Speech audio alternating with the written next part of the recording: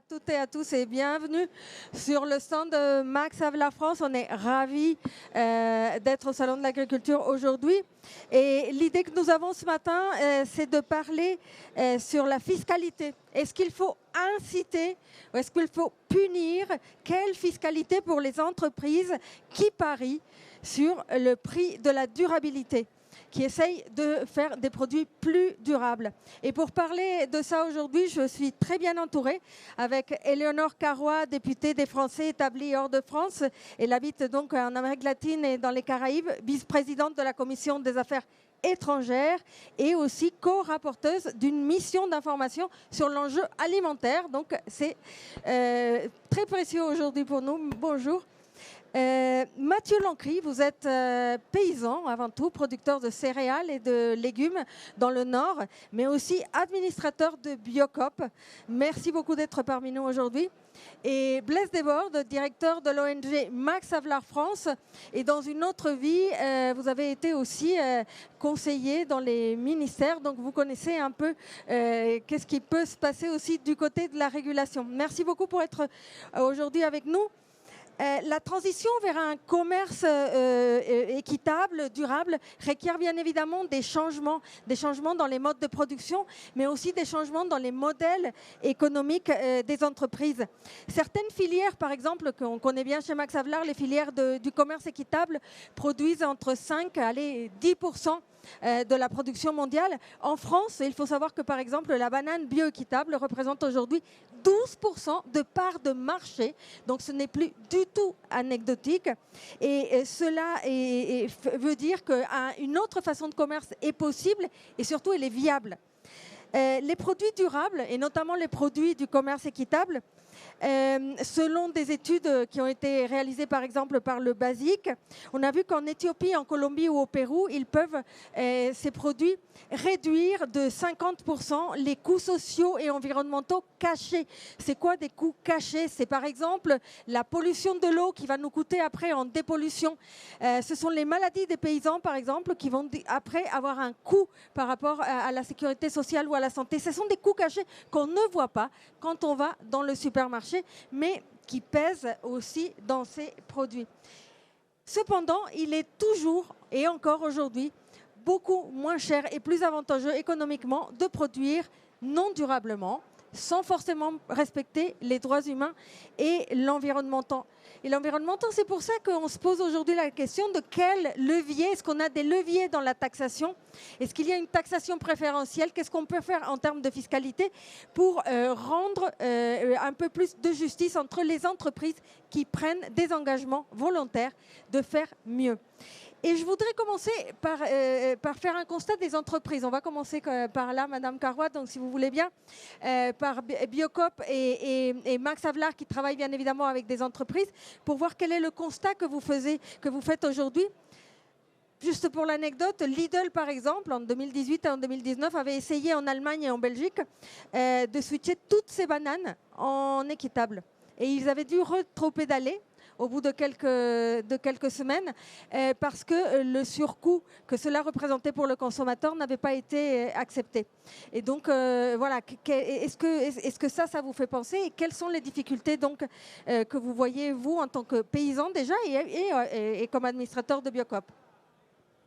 Alors bonjour à tous. Alors, moi je suis paysan dans le nord de la France depuis 18 ans, en bio bien sûr, et administrateur du réseau Biocoop depuis 4 ans. Alors Biocoop en fait c'est une coopérative de distribution mais qui a la particularité d'avoir à la fois des magasins, donc des sociétaires magasins, des sociétaires groupements de producteurs dont je représente les groupements de producteurs au sein du conseil d'administration de Biocoop avec ma collègue Christelle Garnier. On a aussi des salariés qui sont sociétaires de Biocoop et des associations de consommateurs. Donc je veux dire, le projet de Biocoop, il est né dans les années 80, 85. La coopérative Biocoop a été en 86. Et l'idée, c'était vraiment de rassembler d'un échange, d'une rencontre entre des producteurs bio et des consommateurs bio qui voulaient avoir des produits à consommer. Et ça, on a toujours travaillé depuis 38 ans sur la co-construction avec les paysans en travaillant sur les coûts de production, en travaillant sur les coûts de distribution pour donner le meilleur de la bio aux consommateurs. Et ce qu'on peut dire aujourd'hui, c'est que ça a marché parce que depuis 38 ans, on est arrivé à un réseau de magasins de 740 magasins. On fait 1,5 milliard d'euros de chiffre d'affaires. Donc c'est quand même assez conséquent. Il y a 21 groupements de producteurs qui font à peu près 3500 fermes et 450 salariés de Biocoop, soit dans les magasins, soit dans les groupements de producteurs ou soit dans la SA, qui sont aussi sociétaires de Biocoop. Donc vous voyez, c'est quand même un réseau assez important. Et donc ça, je pense que ce qui était important, c'est que dès le début, le commerce équitable, c'était dans l'ADN de Biocoop. C'est-à-dire qu'on ne peut pas vouloir développer une bio exigeante sans vouloir que le commerce soit aussi exigeant et qui puisse justement permettre cet équilibre. On le voit bien en conventionnel aujourd'hui, dès qu'on va travailler sur la question du prix et qu'on va tirer trop sur le prix, ce que font les producteurs, c'est qu'ils intensifient obligatoirement, sinon ils ne vivent plus de leur métier. Et même encore aujourd'hui, on voit qu'on est à la limite du système. Et donc nous, la bio, si elle n'est pas équitable, en fait, elle ne peut pas non plus être durable. Donc la technique bio, enfin, en tout cas nous ce qu'on revendique comme agriculture biologique, c'est vraiment une agriculture qui allie les considérations environnementales avec le fait de ne pas traiter avec des produits chimiques de synthèse, les questions sociales, on n'utilise pas, enfin on prend pas de travailleurs détachés, on essaye d'avoir de la main-d'œuvre locale, la biodiversité, enfin voilà, il y a tous les éléments qui font la durabilité de nos systèmes alimentaires sont dans l'ADN de Biocoop. Et on a rajouté le commerce équitable parce que, effectivement, encore une fois, si la bio n'est pas équitable, ça ne marche pas. Est-ce que du coup vous avez des difficultés parce que du coup, par exemple, il y a une concurrence quelque part avec des produits qui ne respectent pas justement tous ces engagements? Alors, on l'a senti surtout depuis les 2 dernières années où, en fait, avec l'inflation, l'image prix de Biocoop, alors d'ailleurs de la bio en général, mais de Biocoop en particulier, n'est pas très bonne parce qu'effectivement, comme on a un certain nombre d'exigences, forcément, in fine, le prix payé par le consommateur est plus important.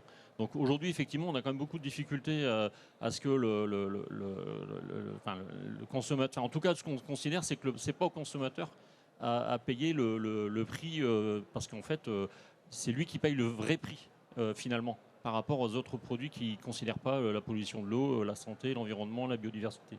Et on va dire, en communiquant, en essayant de vraiment montrer les valeurs fortes de Biocoop, on voit qu'aujourd'hui, le réseau commence à reprendre un peu de la croissance. Mais parce qu'effectivement, on communique énormément sur ces sujets-là, et c'est ce qui nous différencie probablement d'autres enseignes de distribution bio qui sont juste sur le label. Nous, on est vraiment sur le projet et on parle plus de la bio que du bio, quoi. Et Blaise Desbordes, vous êtes en relation avec des entreprises tous les jours.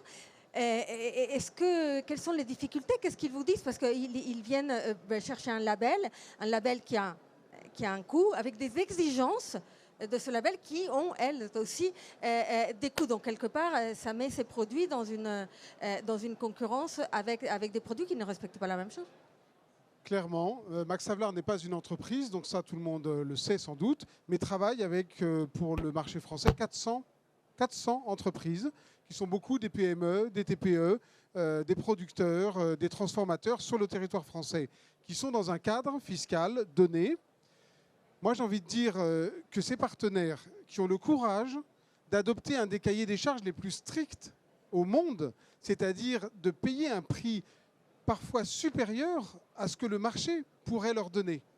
Eh bien, les entreprises qui ont le courage de faire ça ne sont pas justement considérées par le régime fiscal. Pour faire encore plus simple en termes d'explication, ils font du bien à la société, vous l'avez dit, ils font du bien à la terre, ils font du bien aux humains, ils font du bien à la durabilité de l'alimentation et à notre santé, mais ils ont exactement les mêmes impôts que ceux qui font moins de bien ou qui ne font pas d'efforts. Et ça, quelque part, ça ne va pas. Ça ne va pas. Max Havelaar a envie, cette année, en 2024, de porter sur le devant de la scène une question. Est-ce que ceux qui ont des impacts positifs pour notre société, pour notre planète, ne devraient pas être plus soutenus par une fiscalité adaptée? Or, la bonne nouvelle, c'est que c'est le cas dans beaucoup de domaines, notamment les énergies renouvelables, dans l'habitation, l'isolation des bâtiments, les pouvoirs publics.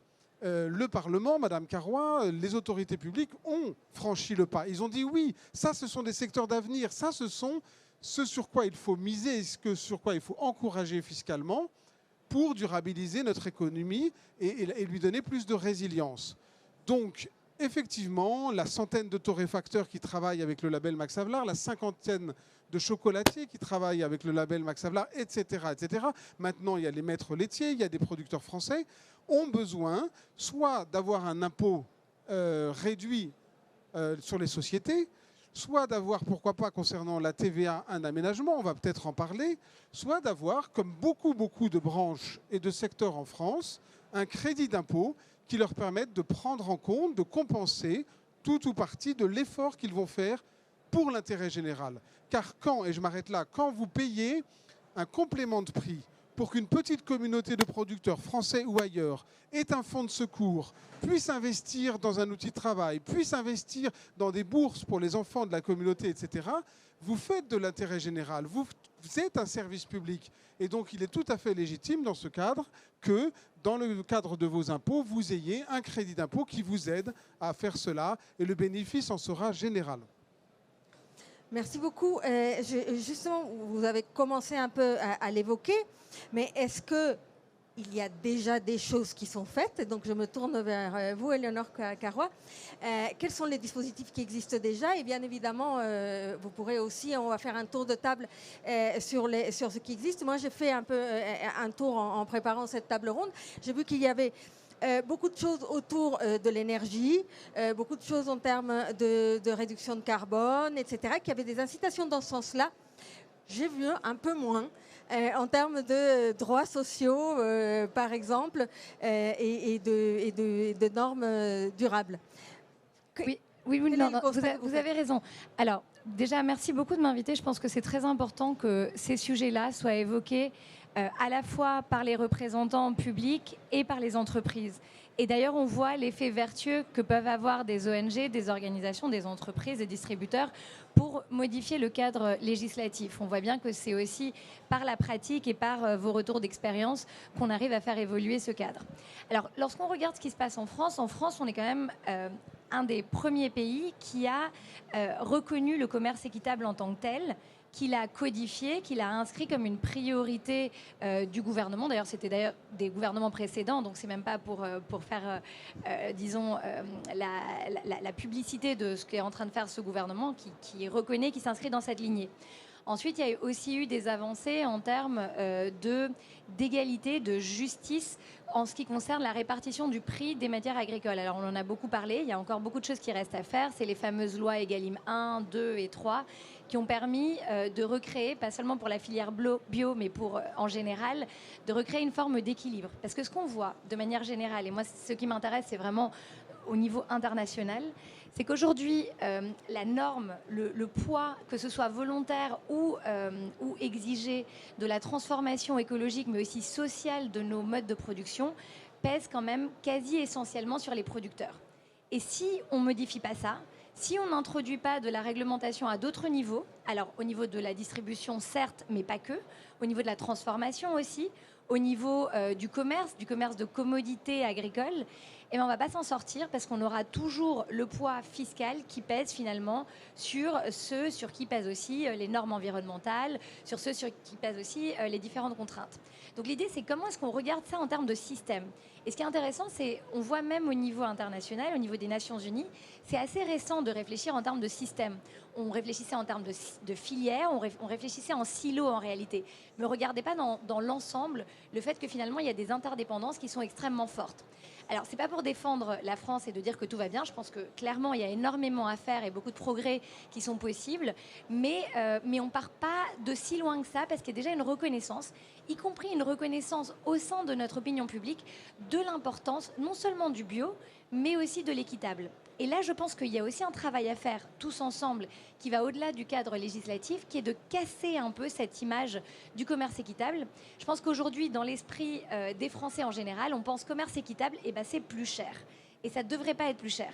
Ça ne devrait pas être plus cher parce qu'effectivement, on peut créer des incitations, on peut créer des avantages fiscaux et on peut d'ailleurs rentrer dans le détail de la fiscalité, mais ça ne devrait pas nécessairement être plus cher parce que si on introduit une bonne dose de régulation à différents niveaux, et encore une fois, moi je pense qu'il faut aller vraiment sur tous les échelons de cette chaîne de valeur, et ben, en fait, produire bio et équitable, ça n'est pas forcément plus cher. Je pense qu'il faut aussi se dire que ce n'est pas une fatalité. Alors, tout dépend, je vois dans le public des doutes, c'est vrai, tout dépend ce à quoi on le compare.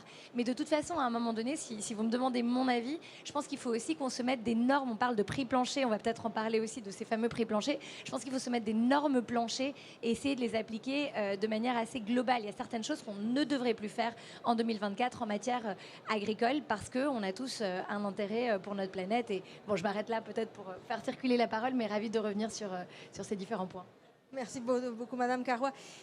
Vous avez une double casquette et c'est super intéressant parce que vous êtes paysan et vous êtes administrateur de Biocop. Donc, vous êtes déjà à 2 des maillons des chaînes d'approvisionnement.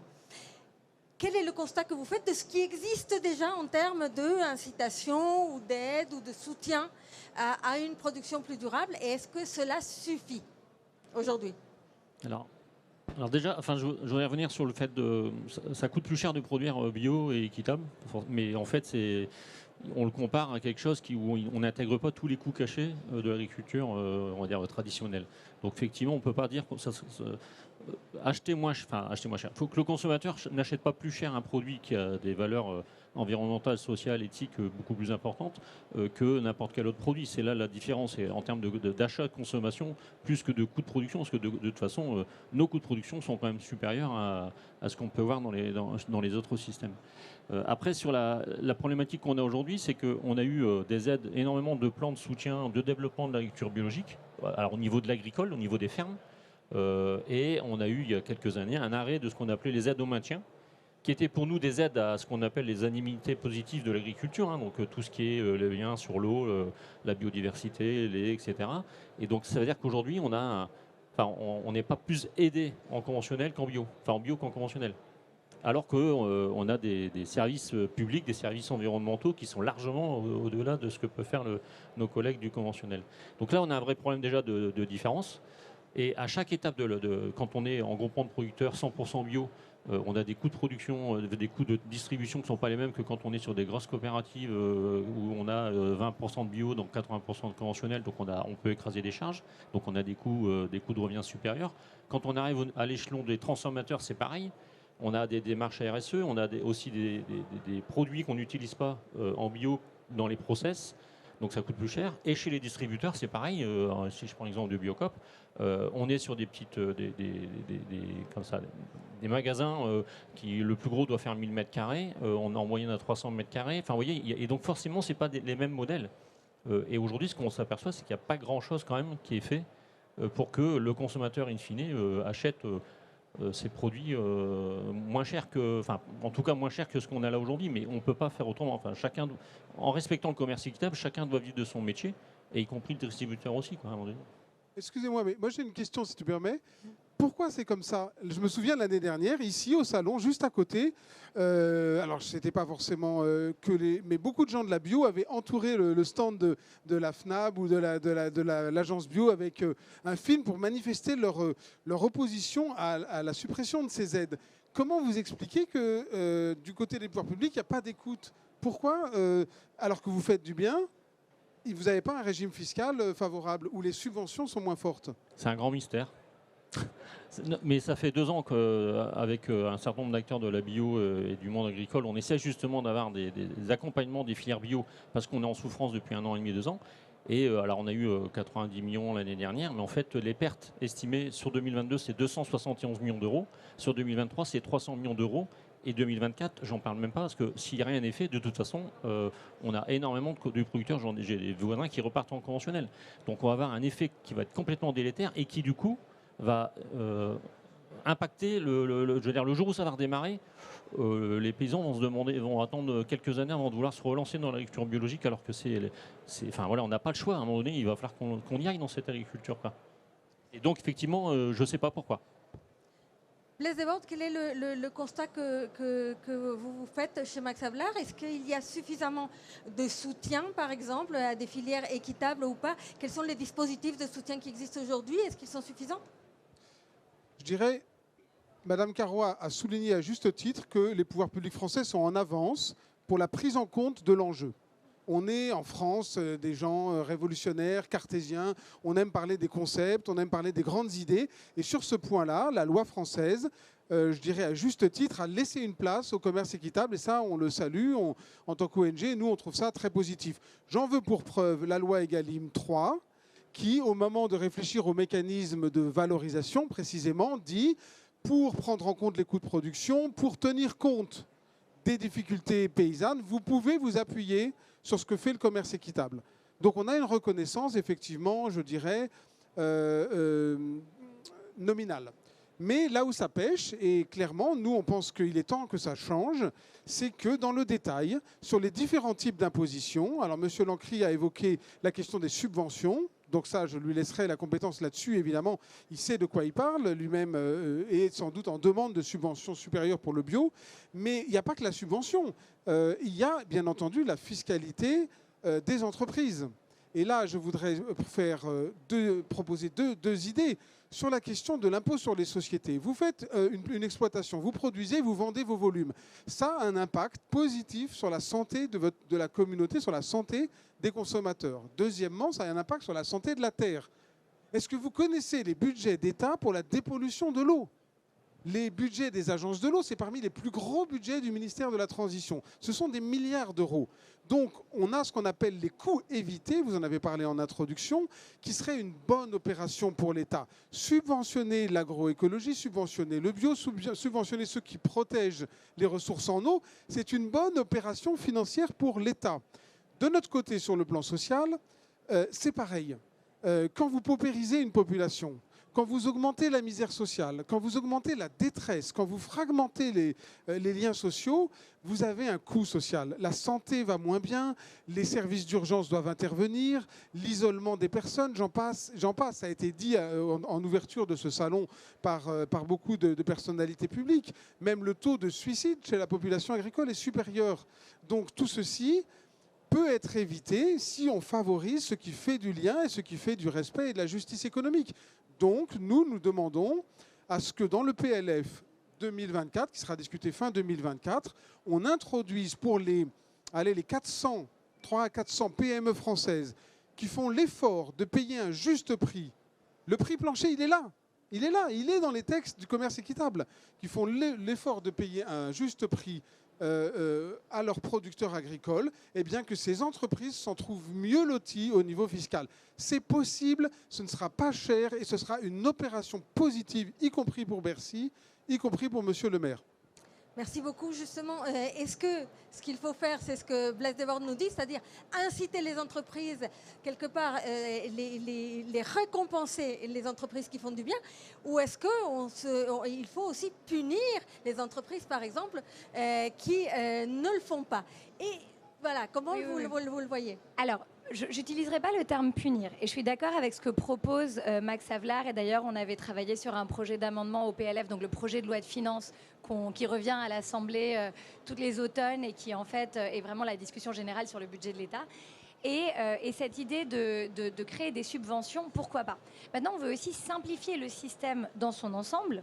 Et moi, je pense qu'il faut aussi s'assurer qu'il y aura du commerce équitable et qu'il y aura du bio, quelle que soit en fait la volonté des entreprises. Donc pourquoi pas créer des subventions, mais je pense qu'il faudrait, encore une fois, en prenant le système dans son ensemble, exiger une proportion, un pourcentage issu du commerce équitable. Et ça, c'est peut-être plus ambitieux, mais c'est aussi peut-être plus pérenne, parce que vous donnez une subvention aujourd'hui à ces 400 entreprises, mais en fait, vous n'êtes pas non plus en train d'inciter les 400 prochaines qui veulent, elles aussi, aller dans le commerce équitable. Donc je pense qu'il faut vraiment faire une vraie révolution des mentalités, expliquer aux Français que non, le bio et le commerce équitable, c'est pas simplement pour faire joli ou c'est pas pour se donner bonne confiance une fois de temps en temps, mais c'est nécessaire en fait. Et c'est pas que les entreprises, elles sont en train de juste rendre un service ou d'occuper une fonction de service public, elles sont en train de faire ce que toutes, à terme, on devrait faire et qu'on devrait tous tendre vers une production qui ressemble davantage à ça, que ce soit sur le plan environnemental, mais aussi sur le plan social. Donc je pense que, effectivement, la subvention peut-être à court terme, et moi je soutiens vos amendements qui ont été déposés, et expliquer aussi, faire de la pédagogie pour expliquer combien ça coûte, comment ça peut être compensé, parce que ça ne vous aura pas échappé, on est dans une période budgétaire un peu compliquée, mais il faut surtout essayer de voir comment est-ce qu'on impose, et là je ne vais pas parler de punition, mais comment est-ce qu'on exige qu'il y ait du commerce équitable à d'autres échelons.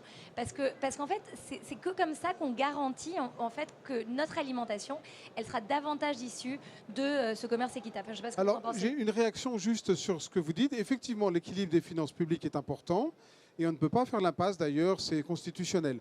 Nous, on a une proposition là-dessus. L'aide publique au développement. L'aide publique au développement de la France, c'est de l'ordre de 10 milliards. 20 millions pour le commerce équitable de la part de l'AFD.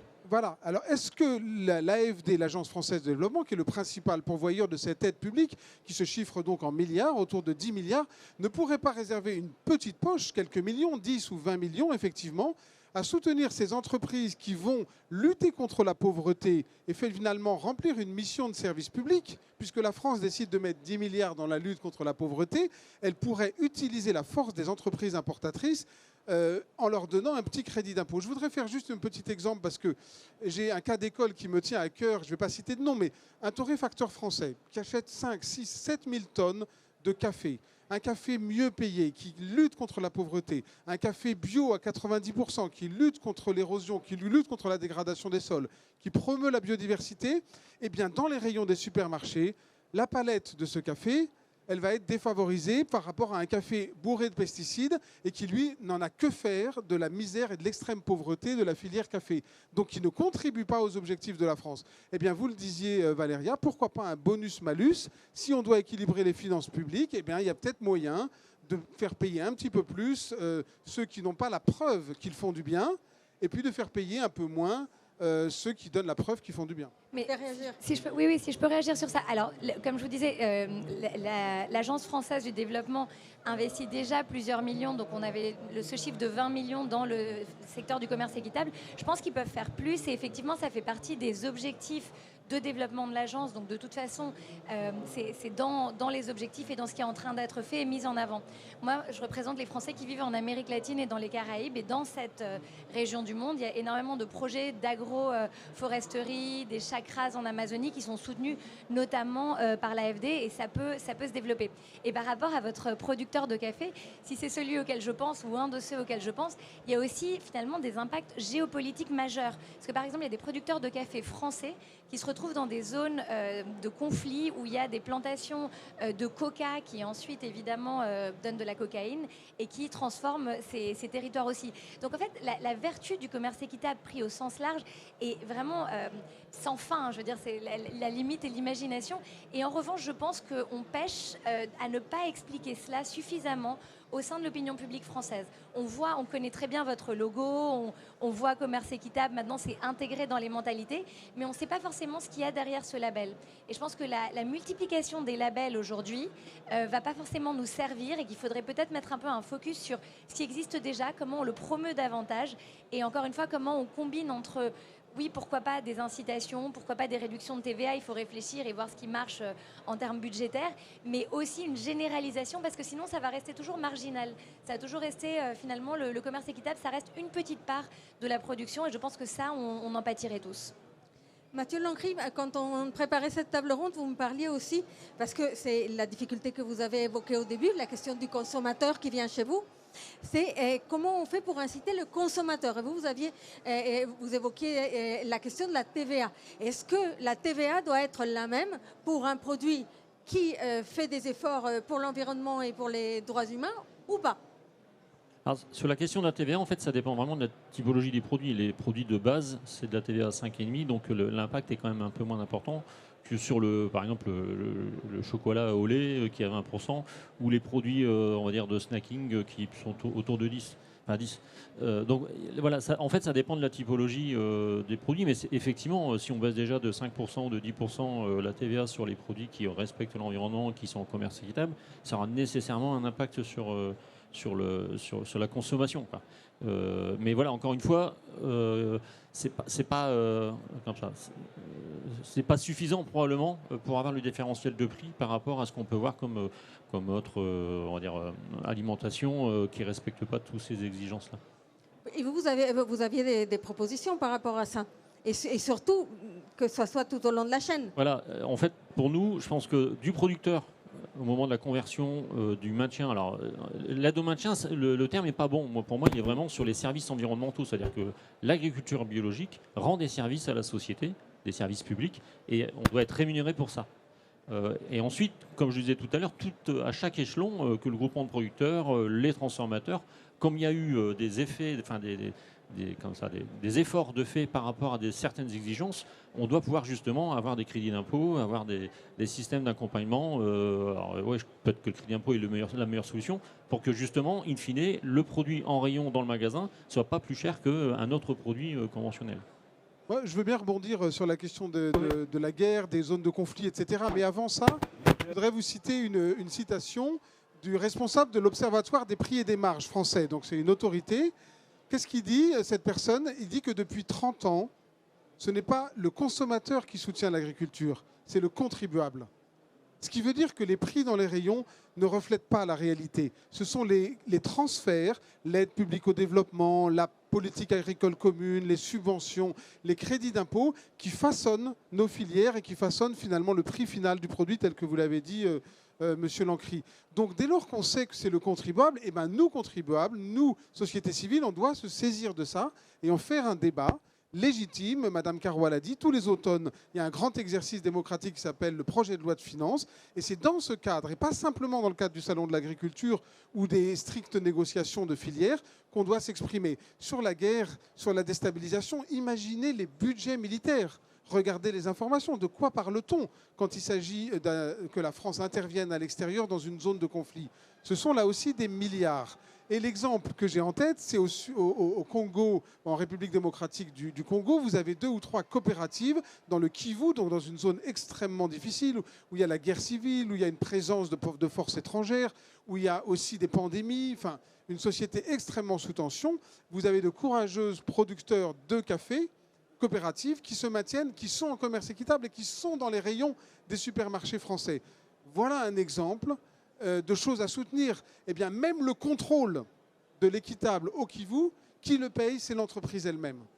Pourquoi il n'y aurait pas un soutien au contrôle du commerce équitable? C'est pas très cher, mais ça pèse sur les entreprises qui font du bien et ce serait légitime que la puissance publique dise, puisque vous faites ce travail, eh bien, au moins, la vérification, elle relève du budget de l'État. Moi, je pense que vous avez raison d'insister sur la part du contribuable dans la fixation du prix en matière agricole, parce que c'est quelque chose qu'on ignore alors qu'on est tous finalement responsables et on participe tous de ce travail-là. Après, encore une fois, moi je reviendrai sur il faut équilibrer les deux. C'est-à-dire qu'on est sur un marché où les produits sont tous en concurrence. C'est-à-dire que si on fait baisser le prix des produits issus du commerce équitable ou issus du bio, et j'ajoute les deux parce que c'est important, et ben, comparativement, d'autres produits vont être plus chers. Moi, je pense que c'est aussi quelque chose qui doit être accepté, c'est-à-dire qu'on n'ait plus de produits qui soient complètement cassés, dont les prix soient complètement dérisoires lorsqu'ils viennent de filières de production qui sont ni équitables ni bio, qu'on paye plus cher en réalité ces produits-là comparativement. Et là encore, ça nécessite une certaine éducation du consommateur, des pouvoirs publics. Ça nécessite d'accepter que finalement, ça a un coût. Alors effectivement, ce coût, il ne peut pas peser uniquement sur le consommateur. Il y a une question aussi de justice sociale dans l'alimentation qui me paraît essentielle. Parce que le différentiel, et d'ailleurs ça a été rappelé par le Premier ministre, l'alimentation, ça ne peut pas être un produit de marché comme un autre. Et cette grande loi sur la souveraineté alimentaire, elle part aussi de là. C'est-à-dire qu'on prend en compte la spécificité de l'alimentation. Mais ça veut aussi dire que lorsqu'on a des cerises en plein hiver qui ont été produites n'importe comment, eh ben on va les payer beaucoup plus cher. Et ça doit aussi être accepté et intégré. Donc je pense qu'il faut combiner les deux. D'une part, fiscalité incitative pour les entreprises et les producteurs qui effectivement sont en train de faire ce qu'il faut, mais d'un autre côté, payer plus cher des produits qui, pour le coup, sont en train d'abîmer notre planète et ne respectent pas un cahier des charges aussi exigeant. Et ça, on n'y est pas encore complètement. Et c'est un travail qui, de mon point de vue, doit être fait de manière concomitante. Ça me fait penser à ce qu'a fait une enseigne en Allemagne il y a quelque temps. C'est un jour par an, ils mettent le vrai prix des produits sur les rayons. Et c'est édifiant, parce que le pourcentage d'augmentation est terrible. Et donc, contribue à que le consommateur se rende compte que finalement ces produits, parce que c'est une enseigne à bas coût qui fait ça en Allemagne, qu'il se rende compte que ces produits qui sont finalement très peu chers tous les jours, ils ont un vrai coût à côté et ça devrait contribuer, ça pourrait inspirer peut-être des distributeurs à faire ça un jour par an pour que le consommateur se rende compte. Qu'est-ce que vous en pensez, Mathieu? Alors, nous, chez Biocop, ce serait compliqué parce que du coup, je ne sais pas quel coup il faudrait mettre. Mais bon. Mais par contre, ça me faisait. Enfin, je crois que c'est en Pays de la Loire où il y a une étude de fait justement sur les questions de dépollution de l'eau, où en fait, c'est 2 000 € par hectare. C'est énorme. Que pour la pollution de l'eau. On ne parle pas de santé, de biodiversité. Donc vous voyez, voilà. Et effectivement, aujourd'hui, un paysan bio, il est aidé au même niveau que. Voilà, sauf à la partie conversion. Mais la conversion, c'est normal, c'est vraiment un changement de système. Mais une fois qu'on a fini la phase de conversion, au bout de 5 ans, on n'est pas plus aidé que les autres, quoi. Mais même la phase de conversion, si je peux me permettre, parce que c'est là où on peut inciter davantage de producteurs à entrer dans le bio. Et ça, on se rend compte que ça a un coût très important. Et qu'aujourd'hui, ce coût de conversion, il est quand même en très grande partie, il pèse sur le producteur. Donc on voit, pour moi, c'est une question de système. C'est très bien de soutenir les 400 qui existent déjà, mais comment on fait en sorte que davantage de producteurs veuillent entrer dans cette filière? Alors là-dessus, on a une proposition, Madame la députée, qu'on a annoncée en ouverture du salon et qui est relayée, je crois, par pas mal d'associations, c'est les marchés publics. Les marchés publics, c'est nos impôts. Les marchés publics, c'est nos enfants dans les écoles, etc. C'est nous-mêmes, quand on est fonctionnaire de l'État, dans les restaurants administratifs. C'est les restaurants des collectivités. Or, la majorité politique actuelle a fait un pas en avant avec les lois Egalim. Elle a pointé quand même l'intérêt qu'il y a à ce que les marchés publics soient exemplaires. Ici, sur le salon, tout le monde sait que les SICO, c'est-à-dire les signes de qualité, les AOP, le bio, l'équitable, sont éligibles. Il y a une cible. Nous, ce qu'on demande, notre proposition, c'est qu'au même titre qu'on dit qu'il faut 50% de signes de qualité, puisque les paysans français demandent un revenu équitable, on fixe l'État, par un petit amendement, ça sera facile à passer, disent qu'il faut minimum 20% de produits équitables dans la restauration collective d'ici 2 ans. C'est ça une réponse pour le salon. C'est ça une réponse pour le salon. Labellisé.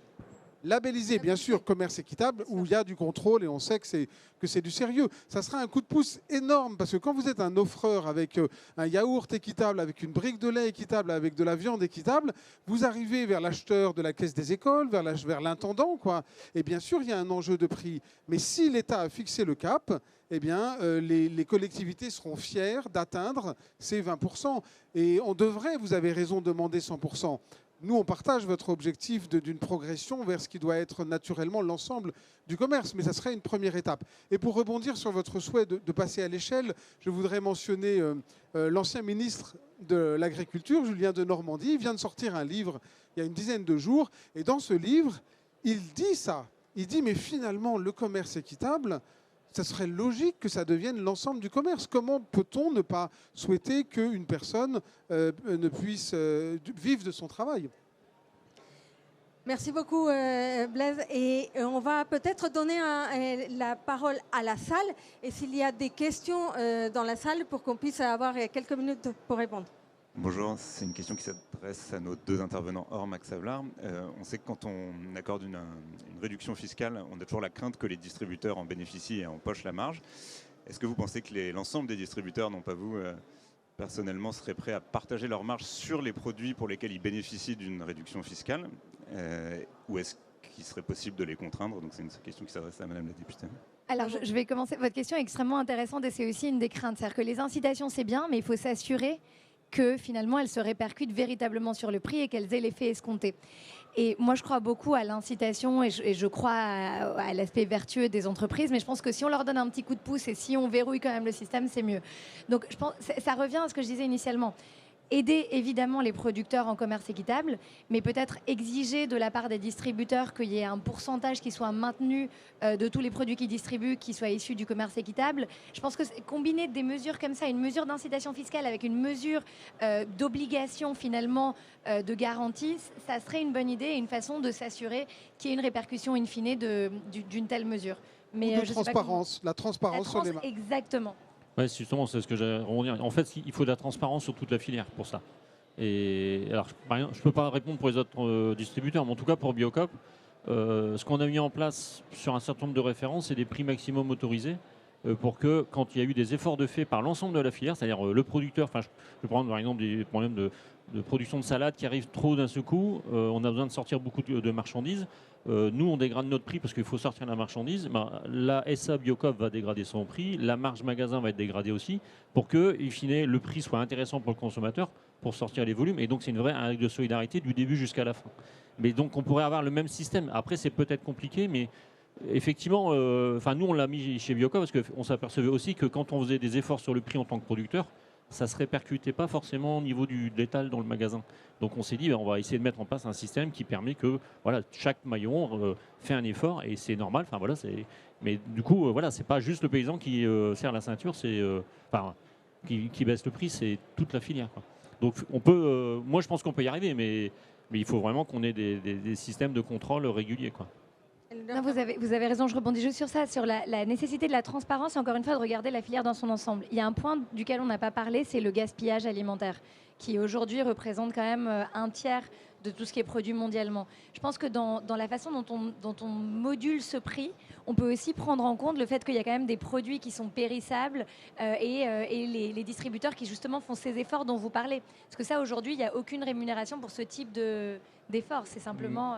Mais il y a aussi, sur le gaspillage alimentaire, si je prends la carotte que vous achetez, on jette 40% de la carotte produite.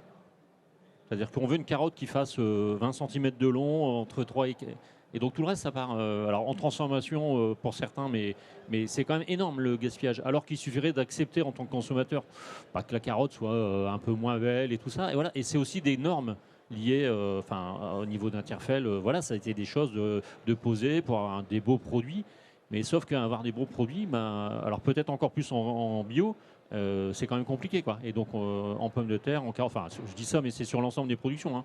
On a quand même une qualité, une exigence sur l'aspect qui est peut-être un peu trop poussée par rapport à la réalité de ce que pourrait être, pommes de terre un peu tordues, c'est pas très grave, elle est bonne quand même, quoi. Oui, bien évidemment, c'est toute la question de la normalisation et des normes qui ont été mises, surtout par les grandes surfaces. Est-ce qu'il y a d'autres questions dans la salle aujourd'hui? En tout cas, si chacun veut faire une petite conclusion, avant de se quitter, qu'est-ce que vous garderez et du coup, quelles seront les mesures que vous appuierez pour le prochain PLF? Alors, je pense que sur le prochain PLF, on a évoqué les subventions, réduction d'impôts, etc. Et évidemment, je les soutiendrai une fois de plus.